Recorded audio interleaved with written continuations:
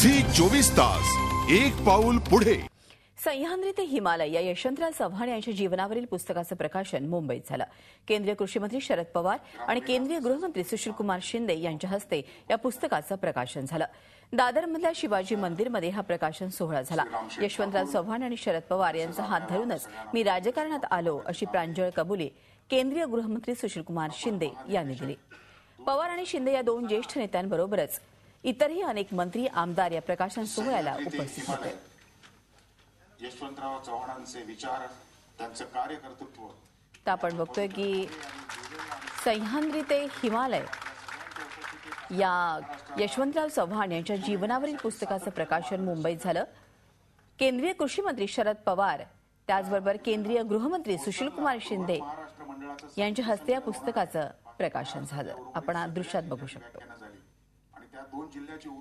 माझा उद्देश असा होता की हे यशवंतराव विद्यार्थ्यांपर्यंत पोहोचले पाहिजेत। ते पोहोचवण्यात फार मोठ्या प्रमाणात मला समाधान मिळालेलं आहे। जवळपास 1 लाखभर विद्यार्थ्यांपर्यंत मी पोहोचू शकलो 40 महाविद्यालयातून आणि त्यांना यशवंतराव मी सांगू शकलो। झी 24 तास एक पाऊल पुढे।